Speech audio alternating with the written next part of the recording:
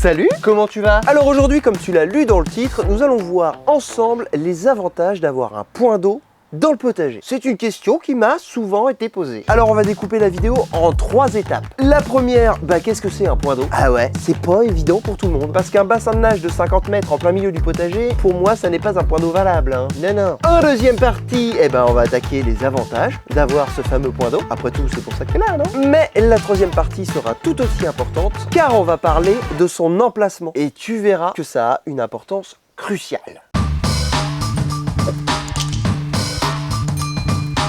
Alors, qu'est-ce que c'est un point d'eau? Un récipient avec du liquide transparent dedans. Oui, bon, ça, on est tous d'accord. Mais comme je te le disais dans l'intro, je ne te parle pas d'un bassin de nage ou encore d'une piscine ou d'un jacuzzi. Non, un point d'eau, c'est un endroit où effectivement il y a de la water, mais sous forme classique. Un endroit où il y a de l'eau qui reste le plus naturel possible. Voilà, ça c'est pour la définition globale d'un point d'eau. Alors on va voir, toi et moi, ensemble, vite fait, qu'est-ce qu'on peut utiliser pour faire un point d'eau dans le potager. Parce qu'on parle pas de dans le jardin. L'intérêt de cette vidéo, c'est de voir ce que ça va apporter si on le fait dans le potager. Alors, premièrement, si tu as un tout petit potager, effectivement, tu peux prendre une bassine remplie d'eau. Alors, essaye de pas prendre du plastique si possible. C'est pas terrible, le plastique au soleil, les molécules qui vont dans l'eau et tout, c'est pas génial. Mais bon, si t'as que ça, tu peux toujours faire ça, c'est mieux que rien. Pour les petits potagers, ça peut être une très bonne solution. Par contre, pense à l'enterrer un petit peu dans le sol. Il faut quand même que ce soit pas non plus la muraille de Chine à monter pour tous ceux qui veulent aller boire dedans. Si tu as un potager un petit peu plus grand,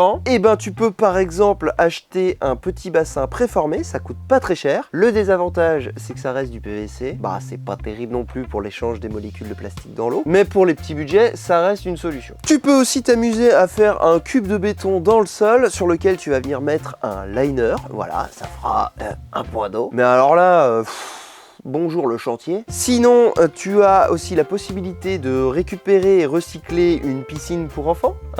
Souvent, on a ça qui traîne dans un coin et on sait plus quoi en faire tellement elle est verte. Voilà, tu peux en faire un point d'eau, c'est possible. Mais toujours le même problème, l'échange de molécules de plastique dans l'eau, c'est pas terrible. Tu as aussi la solution bien plus naturelle de faire ça anglaise. Alors là, par contre, il faut la terre adéquate. Si t'as pas de terre très argileuse, tu oublies tout le temps l'idée. Alors c'est une solution sur laquelle je me suis pas trop renseigné. J'avais lu une fois que si on faisait une mare naturelle anglaise, donc pour rappel, la glaise, c'est une terre très argileuse. Mine de rien, il fallait quand même qu'elle soit alimentée en eau quasi constamment. Et la dernière solution, tout simplement creuser un trou et mettre une bâche. Voilà, il y a des bâches spécifiques qui existent pour créer des bassins et des mares. Tu as 2 types différents. La bâche en PVC. L'avantage, c'est qu'elle coûte pas cher, environ 5 € le mètre carré. Donc tu peux t'amuser à faire une grande mare ou carrément un bassin avec pour pas trop cher. Gros désavantage, toujours la même chose, les molécules de plastique. Et en plus, ce genre de bâche, il va toujours y avoir un bord qui dépasse. Et le PVC, ça cuit au soleil. Voilà, plastique noir, plein soleil, durée de vie, 5 ans, allez 10 ans, pas terrible. Mais bon, ça coûte pas très cher. Et la solution que moi j'utilise à chaque fois, le PDM. À la différence de la bâche plastique, c'est beaucoup plus élastique, c'est une sorte de caoutchouc on va dire. Et le gros avantage, c'est qu'elle rejette aucune molécule dans l'eau. Durée de vie du bordel entre 40 ans et 50 ans, c'est pas mal. Et surtout, c'est recyclable. La bâche PVC ne l'est pas. Alors, dans un délire écologique, si on doit les classer, en premier lieu, il va y avoir le bassin naturel dans de la glaise. Ensuite, mine de rien, les mares ou bassins en EPDM. Et en dernier lieu, tout ce qui est plastique.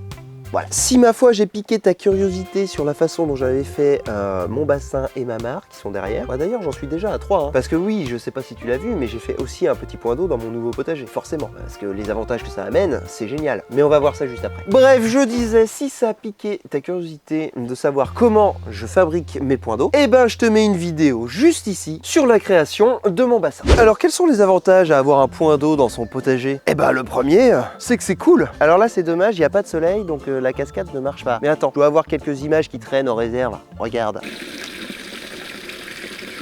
Avoue que c'est cool. Ici, j'ai créé un petit espace vraiment dans un coin du jardin où j'ai ma cocotte, le potager est juste là-bas. Ici, j'ai un endroit pour faire des petits feux les soirs d'été et mon petit bassin. Bon, celui-là est assez grand, je l'avoue, mais j'avais envie d'avoir un bassin plutôt sympa ici.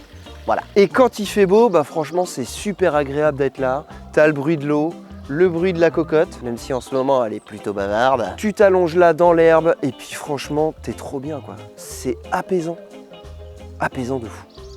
Ah bah j'ai hâte. Donc rien que pour ça, bah ça vaut le coup de faire un point d'eau chez soi. Alors là oui je suis d'accord, ça reste un avantage esthétique et de confort de vie on va dire. Mais maintenant on va passer à ce que ça t'amène vraiment pour le potager. Et ben un premier avantage non négligeable, ça te fait une réserve d'eau. Bah ouais, ici mine de rien, bah il y a quelques milliers de litres. Donc en cas de sécheresse, eh ben ça peut être utile. Forcément plus le bassin... Bon on peut discuter un peu là entre nous? Hein?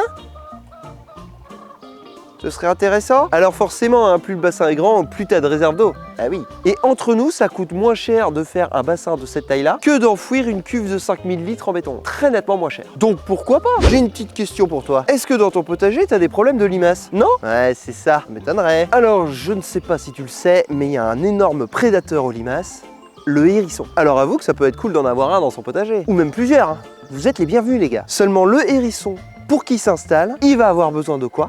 Bah d'une maison où il fait bon vivre. Alors pour ça, dans ton potager, tu vas laisser un endroit au naturel avec un bon gros tas de branches, tu vois, un peu comme celui-là, pour qu'il puisse se faire une petite cabane dedans. Partons du principe que tu as des limaces dans ton potager. Bon bah pour le hérisson c'est un bon point, il y a déjà de la bouffe. Que tu as installé un gros tas de branches au naturel. Deuxième bon point, il peut faire une maison. Mais qu'est-ce qui va lui manquer au hérisson?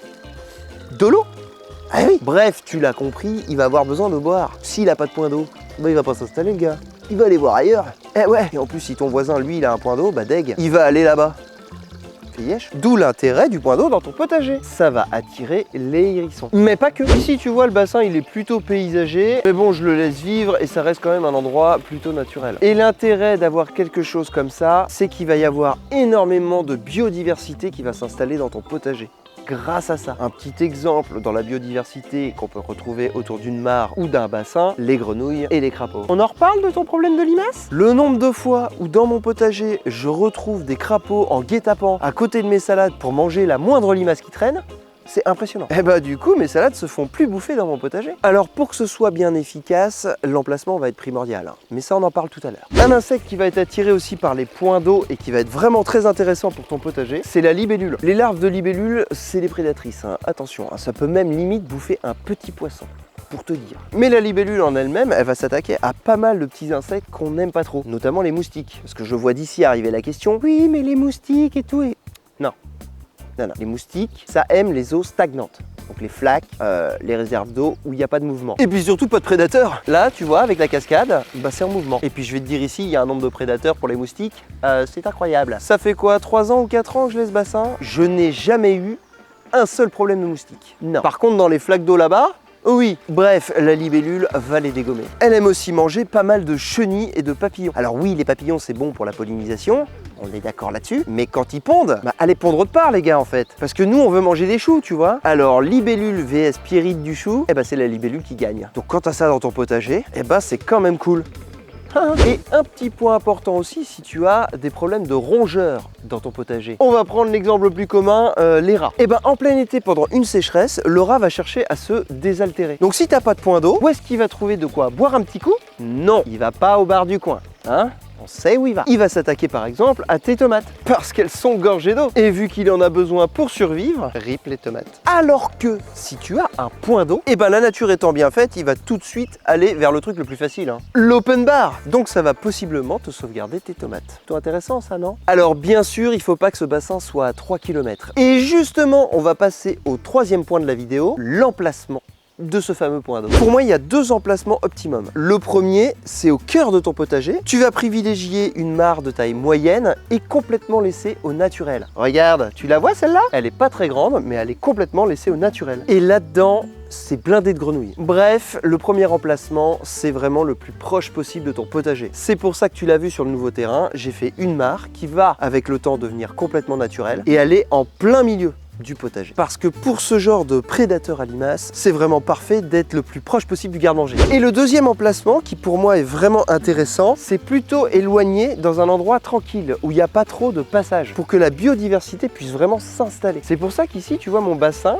il est dans le coin du jardin. Donc il y a beaucoup d'activités ici en été. Mon potager est là-bas et le tas de branches est aussi situé dans cet endroit au calme, un peu plus isolé des activités humaines. Donc les hérissons qui sont là, s'ils ont envie de se faire une petite balade et de se désaltérer le matin et que moi je suis en train de travailler dans le potager, ils sont tranquilles. Et en plus au passage, ils peuvent même taper la causette avec la poule. Impeccable. Donc tu l'auras compris, pour moi, et ça n'est que mon avis, c'est essentiel d'avoir au moins 2 points d'eau dans un potager. Un en plein milieu et un autre plus éloigné, plus tranquille, plus zen, détente.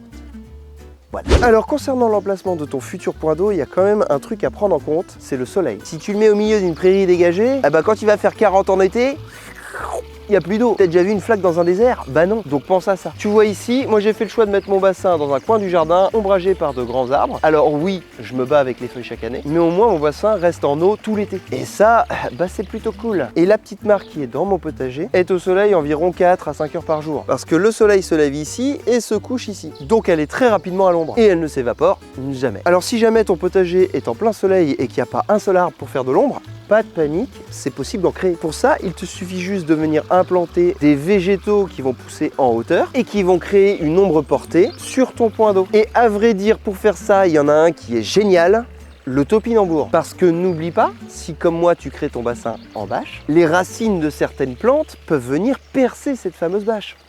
Ce serait dommage. Alors que le topinambour, il y a 0 risque. Ou alors venir implanter un arbre mais suffisamment éloigné de ton point d'eau. C'est aussi faisable. Voilà, avec tout ça, j'espère que ça t'aura donné envie de faire un point d'eau dans ton potager. Parce que franchement, c'est juste un énorme avantage de l'avoir. Si tu as des questions, tu n'hésites pas, tu me les mets en dessous dans ton espace dédié. Il y a toujours la possibilité de rejoindre le club si tu veux des avantages vie. Et sur ce, écoute, je te souhaite une agréable journée. Prends soin de toi et de tes proches. Je vais me péter la figure. Peace.